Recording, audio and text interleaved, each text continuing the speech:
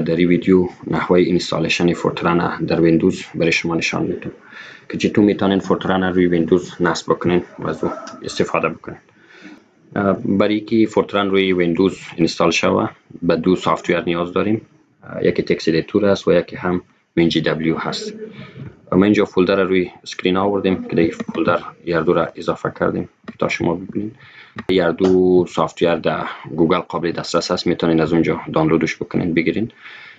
جدید به خاطر نوشتن پروگرام استفاده میشه و WinGW هم به خاطر راه اندازی و کمپایل برنامه.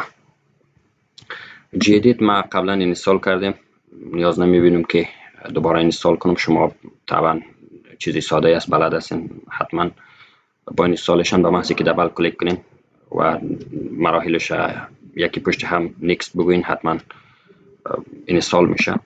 اینجا ما جدید سرچش میکنم که تا به شما نشان بدم که چطور یک برنامه هست. این تو یک سافتویر است، اینجا میتونین که بعد برنامه را در مراحل بعدی بخیر رویش کار میکنیم نوشته کنیم.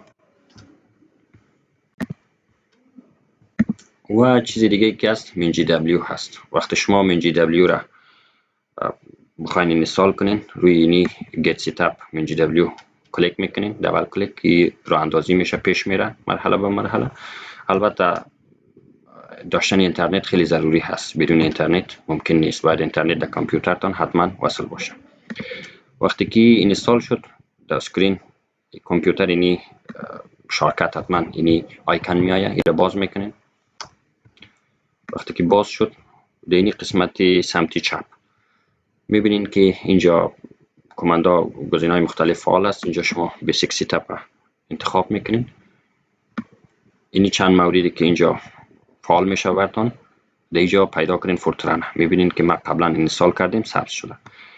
شما که برای بار اول باز کنین طبعا این سبز نمی باشه، تیک نشده. به او خاطر ایره شما رایت کلیک میکنین. ما به طور نمونه که دیگه رایت کلیک میکنم تا ببینین واقعا میگم مارک فور اینستالیشن. ایره مارکش میکنین. بعد از اینکه مارک شد خب میایین در اینستالیشن، اینجا گزینه اپلای چنج فعال میشه. وقتی اپلای چنج کلیک بکنین این مستقیم اینستال میشه. وقتی که اینستالیشن انجام شد در حقیقت فورترن اینستال شده در کامپیوتر. اما برای از اینکه شما ایره بتونین راه اندازی بکنین ضرورت است که مسیری از او را در کامپیوتر کپی بکنین. برای منظور میایین در کامپیوترتان در جایی که را اینستال کردین. خب از ما در برای سی اینستال است. اینجا میایم WinGW را پیدا میکنین، فولدرش را باز میکنین. در این قسمت نوشته شده بین باز میکنین. بین که باز شد اینجا یک کلیک میکنین.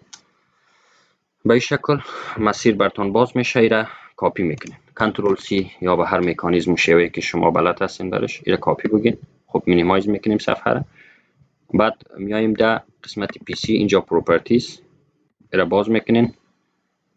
وقتی باز شد در سمت دست راست اینجا میبینین که ادوانس سیستم سیتینگز وجود داره، ایره باز میکنین. وقتی باز شد در قسمت سیستم پروپرتیز میاین ادوانس کلیک میکنین. خب به طور معمول خودش میباشه کلیک شده. در قسمت میاین environment variables ایره باز میکنین. وقتی باز شد در سمت چپ میبینین که اینجا نوشته است پت یا مسیری، این را ادیت میکنین. در اینجا میاین نیو را کلیک میکنین. وقتی نیو بود ایره میاین کنترل وی پیستش میکنین. خب ما قبلا پیست کردیم، نیاز نیست که دوباره ادامه بدم، از اون خاطر ضرورت نیست. شما وقتی که پیست کردین بعد میاین اوکی میگین. اوکی شد. خب اینجا یک چک بکنین که باید وجود داشته باشه در قسمت پت. اینجا مگه شد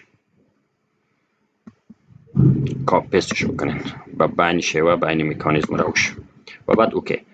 وقتی اوکی شد در حقیقت کامپیوتر شما آماده است برای از اینکه فورترن برنامه نویسی کنین در فورترن و همچنان کمپایل بکنین.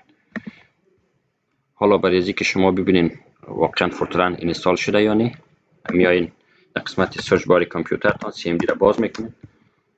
در CMD نوشته میکنین چی فورترن داش و دبل داش ورژن. وقتی انتر کنین اینجا نشان میده که جی فورترن WinGW org GCC 6.3 خب .0 اینی اینستال شده در کامپیوتر شما و قابل استفاده است.